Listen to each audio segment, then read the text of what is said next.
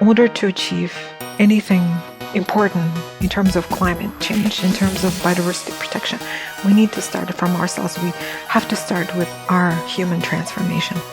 This is Climate Curious, the podcast for people who are bored, scared, or confused by climate change.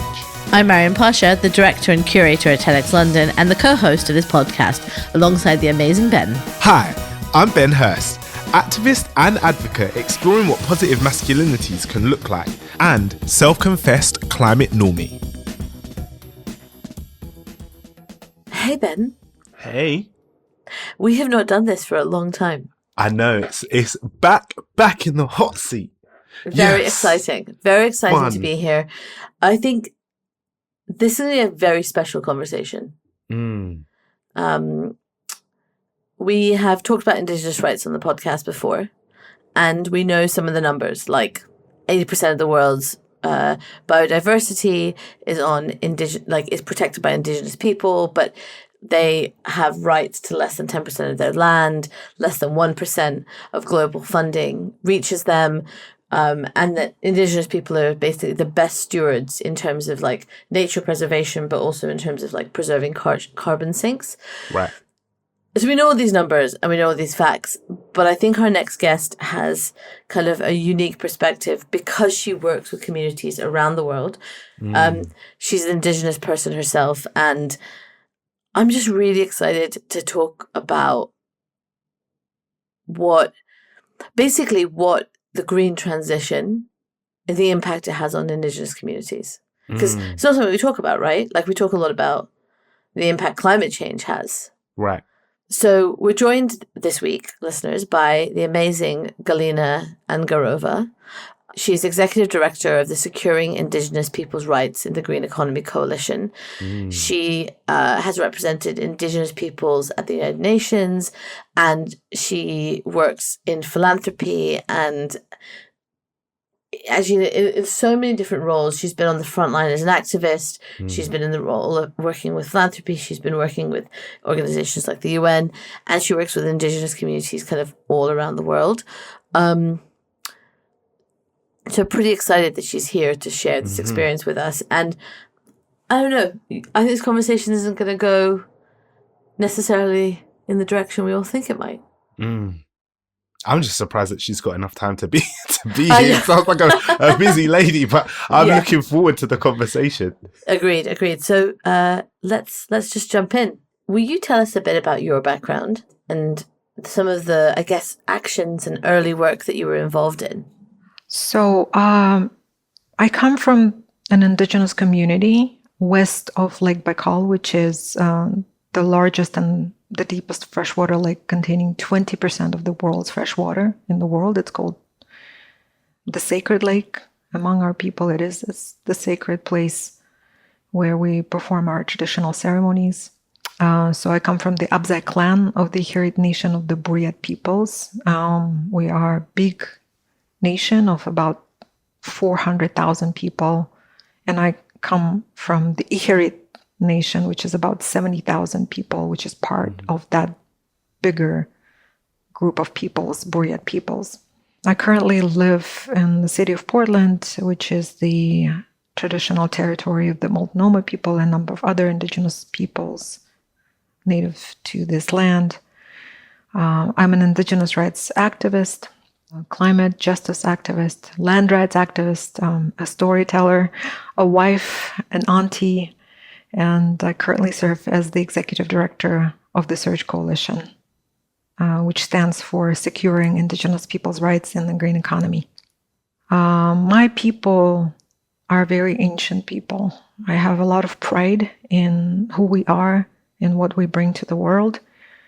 And we have a distinct culture, our own language and traditional way of life that is currently being threatened by cultural, political, and environmental changes and challenges. Our culture is based upon strong philosophical ideas about the natural world and humans' place in it. It is expressed through enduring traditional practices, including shamanism, animism, and mythology. And my people have always understood the importance of keeping the world in balance through our cultural traditions.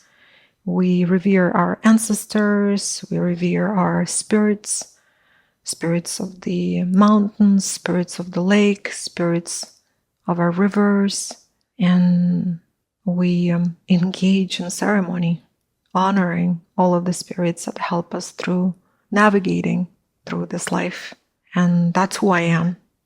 I was raised by my grandmother. She was one of the traditional knowledge holders for my people, for my clan. I remember my first distinct memories are sitting in ceremony with my grandmother and other grandmothers in my village. And I lived in the village until around 10 years old, and I had to move to the city with my mother. I remember when I was a child, my grandmother used to predict the weather. She would wake up in the morning and she knew the weather for the day, and she knew what harvest was going to look like way before the harvest month. So, and she could read the land. She could talk to the wind. She could do a lot of things that I think that today modern human beings are not capable of doing anymore. But it's been only 40 to 50 years, right? The difference between where I was as a child and now, like living in a urban setting. So, and my grandmother always had an excess of milk, sour cream, raspberries, blueberries, some wild garlic, some of our traditional foods, and she would share that out with other families, and other families in return would give us the excess of their meat or fish that they brought from the lake, and at any given time we had enough of everything. We didn't hoard, but we had enough of everything. And like as a child, I could go to any house in my village. Any time of the day I would be fed, would be taken care of. We didn't need childcare. We didn't need gyms because we would run in the forest. We would play in the river. And my this house was just on the river, right on the river.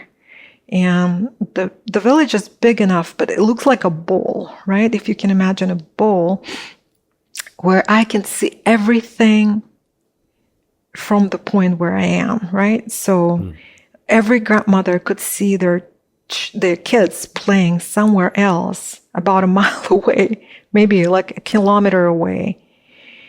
And as I was saying, that if we end up in a different part of the village, we will be herded by one of the grandmothers to have lunch in a house, right? Yeah. So that's how it was in my childhood, 40 some years ago. Your grandmother sounds she sounds like the kind of person whose house I would have been in. She sounds like the kind of person that I would have liked to hang out with. And this is like incredible because I guess this is maybe my first time hearing somebody talk about these things in the sense that this is not the work that they do, but this is who they are, like where this is part of your identity rather than just a job that you're doing or something like a passion project or something that you're interested in. And so I'm wondering how you get from that position of just living in that bowl and being in that environment that is sustainable to move into a place where activism and organizing is something that it was that thrust upon you, or was that a choice that you made, or did you step outside and think this is something I've got to do? How did you get to that space?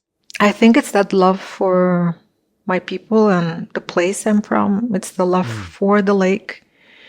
The lake I was talking about, right? It's a mile deep. It's one of the most beautiful places on earth. It has such a profound spiritual significance for my people. I remember when I was a kid, I could drink from the lake without any filtration. That's how pristine it was. No longer, unfortunately. And I remember like my first thinking about being an activist was when I was a teenager. And I participated in like almost 2-week walk against the pulp and paper mill on the lake. I walked through from the city where I lived at the time with a number of other people in a peaceful protest. We wanted to shut it down for good because it had been spewing tons of chemicals, including chlorine, right into the water. We just couldn't bear that anymore. Like there was a lot of organizing around that. I think people really united, and that's where I see the strength for the future. I was saying just recently that dictators come and go, and politicians come and go, nation states come and go, right? If you think about it, but people stay. You know, and I think that in 80%, maybe more, we're more like each other than we are different from each other. Right. All we want clean drinking water. We want clean air. We want our children to be taken care of. We want a roof above our heads. All these things should be uniting us as people, as peoples, rather than dividing us. And a lot of times we're just fed false narratives. And I think this is the time for us to build our true agency as individuals, as peoples, to think from the place of who we are, you know, and what we want, not somebody else. One of the questions I have for you, because it's kind of incredible to think about it in this holistic way. Those of us on the outside, those of us kind of not in this every day, we hear a lot about how climate change is impacting the livelihoods of people around the world, Indigenous communities, non-Indigenous communities. But could you talk to us a little bit about how the green transition is impacting Indigenous communities? Because I think this is a hidden story that I think it's a tough one that we have to wrestle with. So I'll start with the fact that it's been almost 33 years since the Re-Earth Summit in 1992, which saw the birth of 3 landmark treaties, each focusing on a critical dimension of ecological sustainability. It's climate change, biological diversity, and desertification. It's UNFCCC, UNCBD, and UNCCD, right? So back in 1992, global CO2 emissions were around 22 billion metric tons annually. And by 2024, these emissions are estimated to exceed 40 billion metric tons. It's almost double. Almost double. Right. The stark increase shows that despite decades of identifying the problem and global efforts to curb carbon emissions, we have nearly doubled our emissions, as you said. One of the key reasons for this failure is our current economic systems, and that they are fundamentally flawed. They are built on the fallacy of wealth creation at all costs and the myth of infinite growth. That's what I was like, let's talk about the root causes. The truth is that life on Earth is sustained by a delicate balance of interconnected systems, and disrupting this balance has far-reaching consequences. Every action that we take has a consequence. This is the reality that is deeply understood by many Indigenous peoples. We recognize that someone always pays the price for destabilizing this equilibrium. Too often, it is the most vulnerable among us who bear the burden. Those least responsible for the crisis, yet most affected by its consequences. And it's true for Indigenous peoples. So, to your question, one of the solutions put forward to address the issue of climate change is the transition to a green economy, to net zero. which aims to mitigate carbon emissions through the development and deployment of renewable energy technologies and electric mobility, including electric vehicles. Though this idea sounds really hopeful and optimistic, I too want to believe in it. Its current frameworks perpetuate the same harms of the fossil fuel industry. So driving a new wave of extractivism into indigenous lands to supply the green economy with minerals like lithium, copper, cobalt, nickel, and others, which I named before, is devastating indigenous peoples' lands and territories. Right. I saw something today about that's so trippy. I saw something today about companies that are bidding for the right to drill in the Arctic as the ice levels are reducing because the land is resource rich.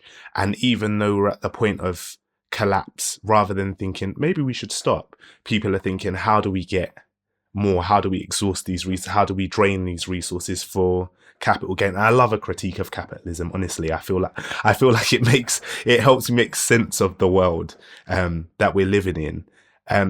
But is that what's happening? Is it about, when you talk about that new wave of extractivism? Sorry, what does that look like in terms of? Are you talking about people building electric cars?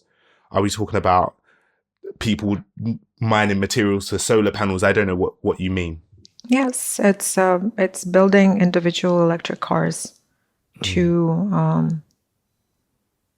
sort of support the existing individualistic markets, to continue supporting the market economy that we currently have. And I do believe that it's not possible to mine ourselves out of the climate crisis, unfortunately. And we know that 10% of all CO2 emissions are coming from the mining industry. So it is a huge dilemma. It is a huge dilemma. To me, we have to go to as I mentioned, we have to go to the root causes.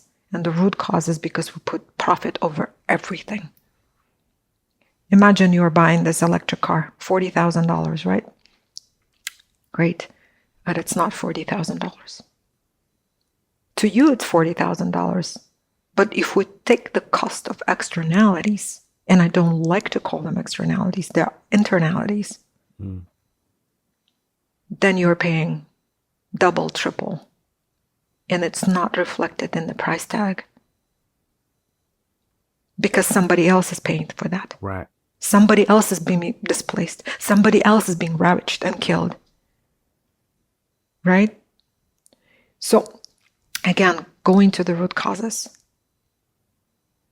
It's the system that we currently live in that puts profit over everything. But if we had a system that put the well-being of people, and not just people, but other than human family, and the picture will be completely reshuffled. But that work needs to be done here, in our neuropaths. Because again, we have to start having our own agency and to think differently. Reclaim who we are. At this point, the way I see it, as humans and individual humans, right, where our microbiome's hacked, our taste buds hacked, our minds are being hacked by somebody else telling how to think, right, and how to feel and what to eat.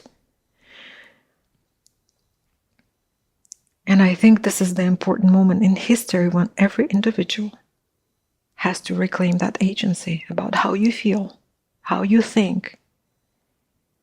Stop believing in some of these structures, and imposed or inherited belief systems, which a lot of them are trauma-informed. A lot of times we find ourselves in that fight, flight, and freeze modes, right? Coming from a place of resistance and trauma, where the answers are somewhere else.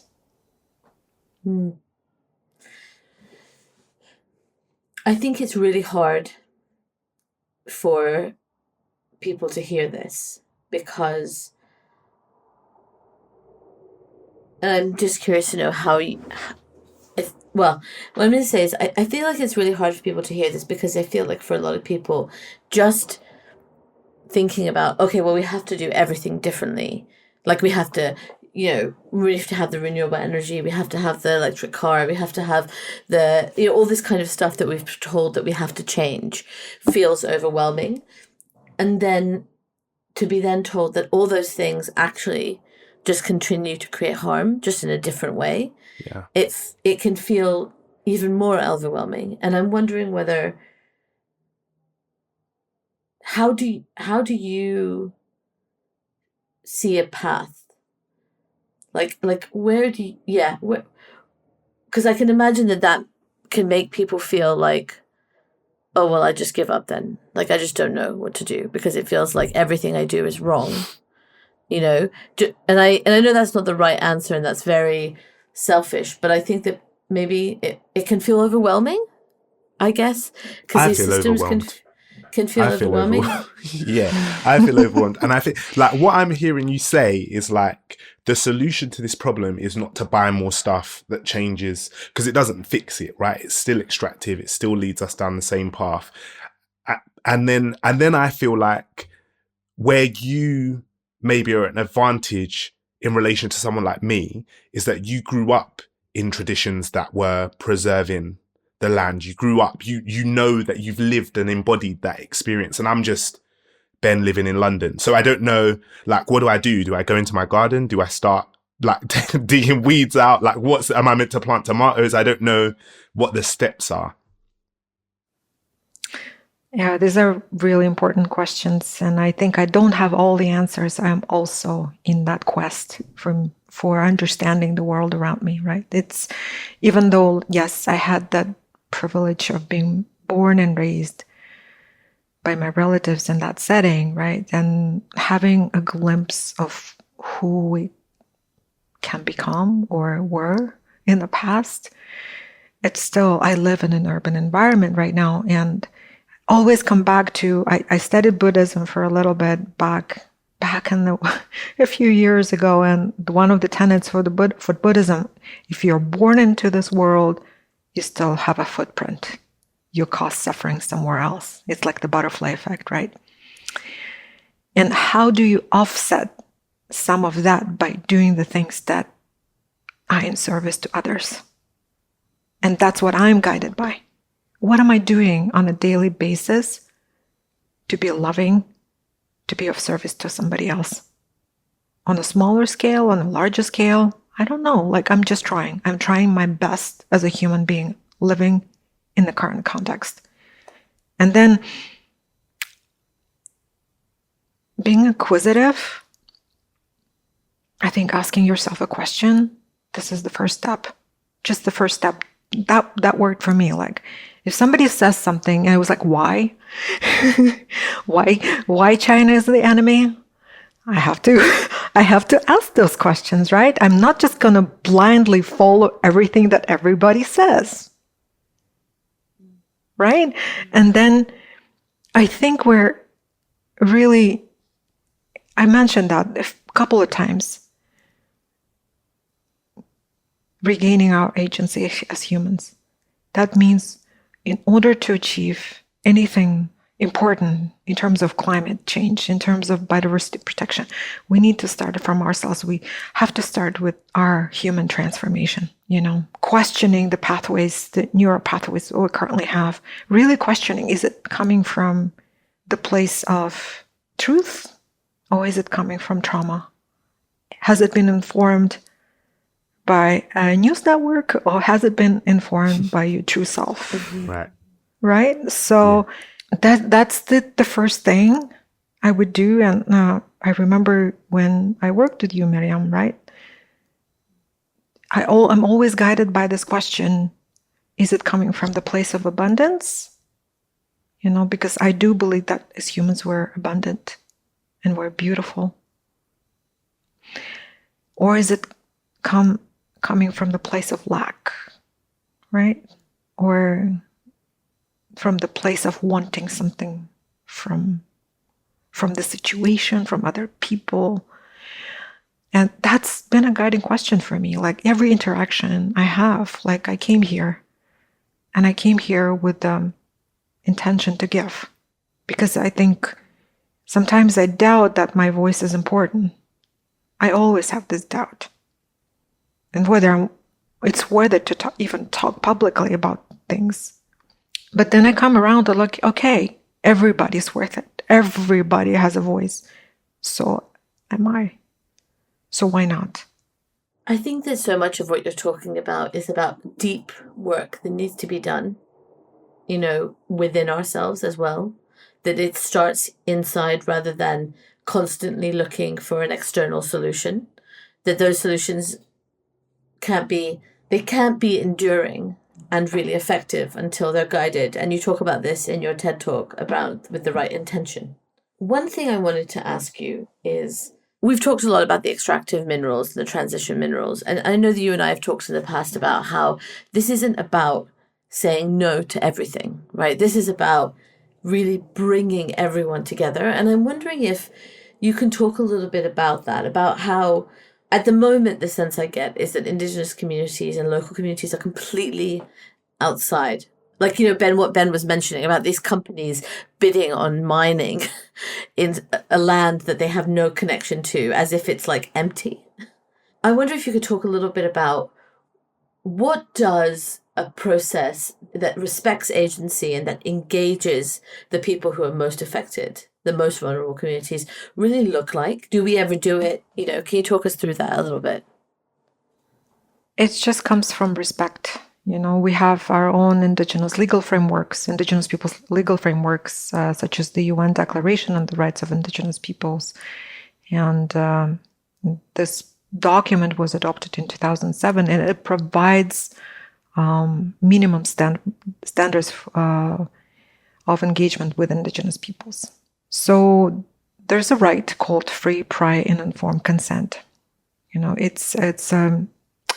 This right is really unique to Indigenous peoples. It's both a process, a procedural right, and a substantive right. And that's a framework of engagement with Indigenous peoples. It's prescribed by that main document that I mentioned, the UN Declaration on the Rights of Indigenous Peoples, and it's directly connected to another right, a fundamental right for Indigenous peoples. It's called the right to self-determination. It's the right to determine your cultural, political, social, and other priorities. But I will specifically focus on this right to free, prior, informed consent. What does it mean? As I mentioned, it's both a process and a substance. Free means free of coercion and manipulation. Prior means before any development on Indigenous peoples' lands and territories. Informed meaning fully informed, full disclosure.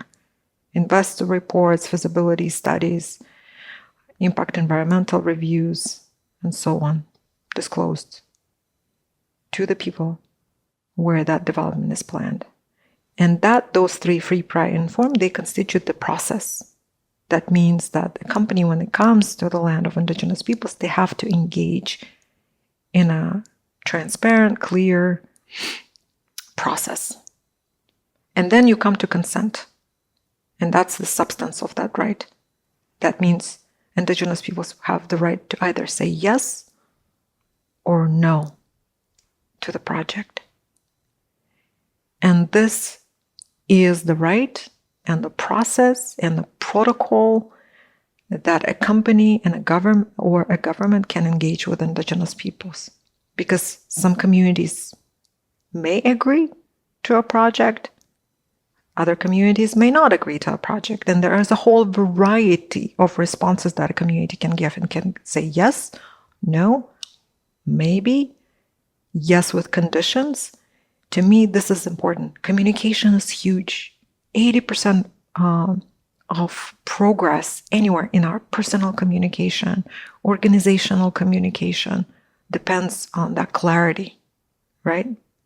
on the clarity of how things are being communicated among parties. Imagine somebody coming to your house, and saying, "Okay, you can move. That's it. We're gonna build a pipeline here, or we're gonna build a windmill here. How would anybody in the Western world react to it, where the individual property is it's just an important tenet of those Western societies, right? How would you feel about that? But it's okay to come to Indigenous people's lands and territories and say, "Hey, you're gone. We're moving you," without any conversation, without any consultation and consent from Indigenous peoples. And of course, in the Western societies, the focus is more on individual rights and individual property rights. But for Indigenous peoples, it's communal, it's collective. Self-determination as a right, as a fundamental right, and right to free, prior, informed consent are collective rights. And they are prescribed in the UN Declaration. So that's what I would say here. And, I really wanted to focus on Indigenous solutions, Indigenous-led solutions too, if I may. Yes. Because that's my question, is that it's there's a lot of the narrative around this is like, oh, Indigenous wisdom. And it always feels very, fluffy. Fluffy. Actually, nobody knows what it is, right? Nobody knows. But the things that are concrete, very concrete. And maybe sometimes when we are in these big gatherings, a lot of Indigenous leaders, they come from all over the world and they talk about the solutions. They don't talk about the specifics. But it's important to talk about the specifics. And let me name some of them. Yes, because please. I prepared for it. So Indigenous communities worldwide have long practiced sustainable environmental stewardship, offering valuable lessons for contemporary climate action. And here are some of the concrete examples. Let's say traditional fire management, which has been practiced by Indigenous people since the time immemorial. One example. For thousands of years, Aboriginal Australians have employed cool burning techniques, setting low-intensity fires during specific seasons to manage the landscape.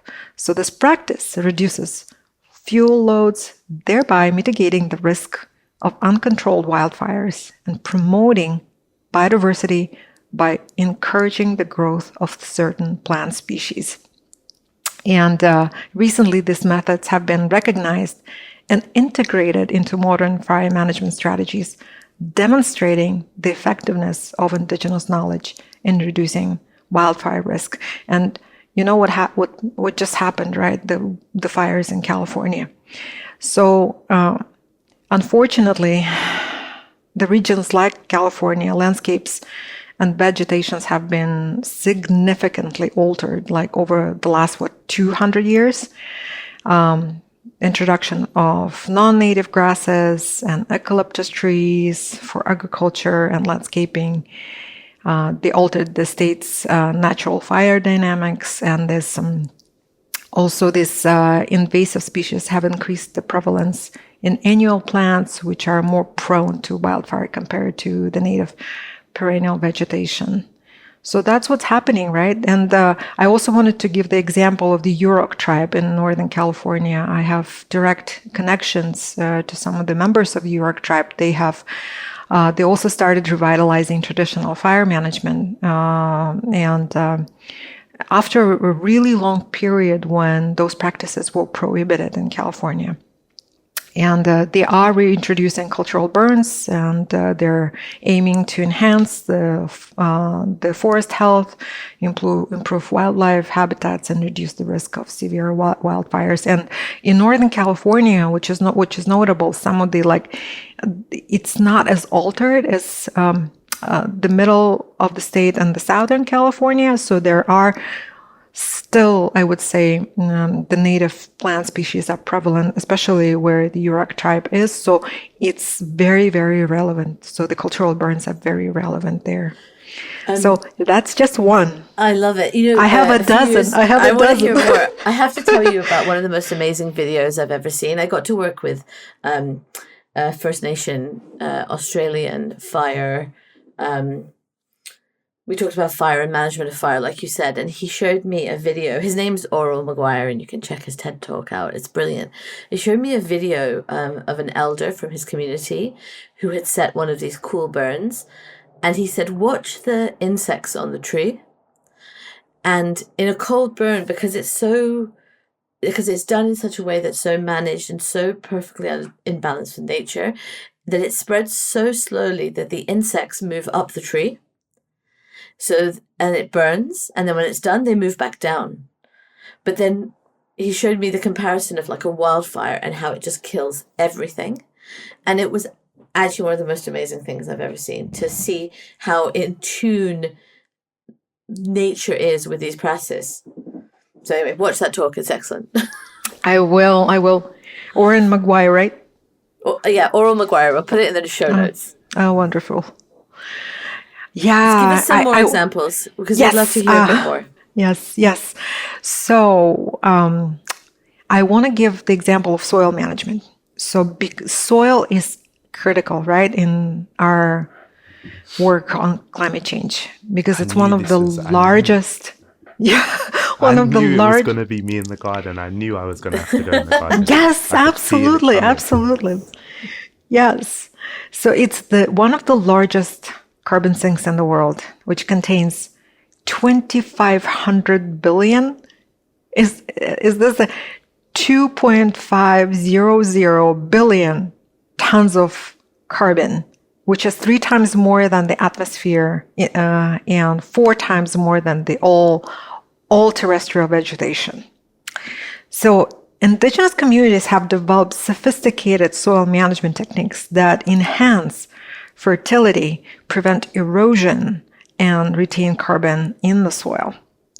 I'm going to give you an example of the Hopi people who deploy dry farming techniques that involve planting crops on gently sloped land. This method helps the soil retain moisture, capture runoffs from higher elevations, and regulate soil temperature, thereby maintaining soil structure and health, sequestering significant amounts of carbon, and thereby supporting agriculture in arid environments. So it's just one of the examples. And, soil is everywhere, right? So a lot of indigenous communities, especially, I would say, I don't like the term Global South, but in the Global South have used traditional agriculture, have employed traditional agriculture as a way to protect their soils. And I come from the community where agriculture is not significant. I come from the gathering and hunt and gather community, basically. So we just started incorporating traditional agriculture in the last, I would say, 50 years. Just a little bit here and there, planting potatoes, carrots. But those communities, let's say Guatemala, Panama, Nicaragua, all of South America, probably all of Africa, they have Asia, they have deployed traditional agricultural methods. And what a blessing, because it's just such a holistic way. You're engaging the entire community. You're doing transfer of traditional knowledge from one generation to another. You're engaging women, elders, youth in those practices. You're protecting the forest. You're absorbing CO2. It's magnificent. And those practices, those solutions, indigenous solutions, are mostly land-based, and they're simple. And that simplicity is the beauty, We don't come up with like technological fixes, them sophisticated technologies to do this. It's just simple. I think that tree is the most sophisticated technologies for absorbing CO2. Yeah. And CO2. really encouraging as well to think that this is not about everybody doing everything. And like, so such an interesting example you give of coming from a hunter-gatherer people, because it means that like it's never too late to start incorporating these things. And you don't have to get every single thing perfect. And we're all part, like you said, it's part of a delicate balance. And so finding your place in that balance and finding your way of doing stuff. So I can either start fires or start gardening. I don't know. Which. I'm not sure which one. Do you have another example? I don't think you should start fires, Ben. Okay, I think all that right, you should wait and consult some experts. Yeah. Of course. Whatever I do, I'll be consulting experts. Give me one more example. Ben, I want to say, start your garden. Okay. It's just going to be your way of resistance. I had the biggest harvest of tomatoes last year. Oh my God. I only planted 3 tomatoes and I had pounds or kilos and pounds and kilos of tomatoes. I just ran out of people to give them to. I'm serious. You said them Okay, I'm going to disrupt the economic system. I'm going to create a barter system in my neighborhood. And like, if I have too many tomatoes, I'm going to barter them for zucchini, squash, whatever, beans. And this way, like, we'll all be fed, like, back in my village. So anyway, I'm all for individual gardens, just in whatever way. Ben, I want to give another example. I am fascinated by mangroves. I read that there are over 50 species worldwide. They are in different countries around the world, in Benin, in Nigeria, in Colombia, in Mexico, and there are among the most effective plants that absorb carbon, CO2. So many indigenous and land-connected communities have stewarded those ecosystems, mangrove ecosystems, since forever. And in regions like Benin and Nigeria, local customs and spiritual beliefs play a significant role in preserving mangrove forests. So their deities, such as Zangbeto, are revered as guardians of those ecosystems, ensuring that the areas remain sacred and protected from exploitation. So this cultural reverence has been instrumental in expanding mangrove coverage and maintaining biodiversity. And I do believe that if we collectively support the mangrove reforestation, that it will provide a huge benefit to the climate, and supporting indigenous livelihoods, supporting their self-determined decisions is a climate solution. Mangroves are water trees. Yeah. Yeah, that's an interesting one. How do you support? So I have to find some people who are protecting some mangroves and invest. Many projects. Right. There are many projects around the world. It's my dream to support many projects that, it's like Lokaika community in Nigeria, to support them expanding the mangroves. And and perhaps do some exchanges and best practices in reforestation of mangroves. I'm googling these mangroves right now. I'm gonna find them. And now it's time for our climate confessions. Let's fess up to the bad habits we just can't kick. I can give one climate confession. So one of my climate confessions right now is that I have a 3-month-old baby, and the amount of single-use plastic that I use just to make my life easier is more than I ever have. And I'm so aware of it. And it's in everything. It's, that's my climate confession, is having a baby.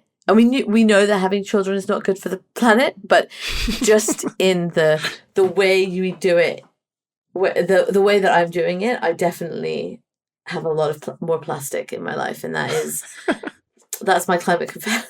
Saving I've been having a saving baby it for up the for next. 3 months. I've been saving it up for 3 months and feeling it every day. Oh man. Thank you for sharing. No, I think we consume a lot of plastic, every single one of us, to be honest with you. And like we're conditioned to do that, and like there's so many ways not to, by the industry, not to wrap everything in plastic, but like what are you gonna do? Yeah. Like sometimes they put fault on individuals, but the whole systems need to be reshuffled so that individuals contribute to the change, you know. Absolutely. Ben, Galina, do you have one? I've got one. We're having a coziness dispute in our house at the moment, and we can't find a mutual temperature that works, because I'm cold-blooded and my partner is warm-blooded, and so we have a lot of heating on 22, 25 all the time and windows open in the house. And we recently decorated or attempted to decorate our bathroom. It didn't go that well. But the bathroom window is almost always open in our house. So we've got to do I feel like maybe we need to invest in some double glazing or something. I don't know. But it feels like a long-term solution. And I'm not a long-term thinker. So we will see. We'll see. I'm sure I'll figure out a solution sooner rather than later. Do you have one? Yeah, I do. And this is something I've been debating and working on. It's difficult. I eat meat. I come from a meat eating culture. And again, I always had to question whether my consumption of meat should be predetermined by my culture. So I'm experimenting with legumes these days. I'm trying to track my protein intake. So it's difficult, and maybe I don't know, maybe that there's a good formula to this or not, but maybe there's someone who knows better what would be the best and perfect climate diet. So and I'm still in that journey. That's such an interesting one, because I also struggle with this, because I also eat meat, and I feel strongly that if I stop eating meat, I stop having access to cultural food, and I feel like not being in my culture, one of the only ways I have access to it is through the food, and so I have a resistance to giving it up, even though I will say I have discovered some really cool chefs who are taking traditional food and trying to find ways to like remove the meat but maintain the flavor, and that's cool to play with. So I'm happy people are trying to do that, but I feel the same. Well, for me it comes as like not wanting to, just feeling so far away from my culture and not wanting to give up yet another thing that connects me to it. Piece of yourself, yeah. Thank you for sharing that. Thank you. What a incredible conversation. Oh my gosh, can you imagine? Incredible. And lots of notes to leave for people to, sponsor mangroves. But we need to leave a gardening tip, but I'll create one. I'm going to start a garden. I'm going to start the garden. It's great. You can update us episode by episode, Ben, on your garden. And a couple of TED Talks to link as well. Thank you, Galina, for taking the time to talk us through this work and the experience of these communities. It's been wonderful to have you. Yeah. Thank you so much. And Ben, what do we say? Oh, and remember, stay curious. Thank you for joining us this week. We really hope you enjoyed this episode. If you did, please hit the follow button to make sure you get next week's release. We are now officially crowdsourcing Climate Confession, so please leave yours in the ratings and the reviews section, and we'll shout out for you next time. And shout out to our fabulous team behind the pod. This episode was produced by Josie Colter, artwork designed by Rebecca Mingus, curation by Maryam Pasha, mixed and engineered by Ben Beheshty, music also by Ben Beheshty, presented by Ben Hurst and Maryam Pasha. Remember, stay curious.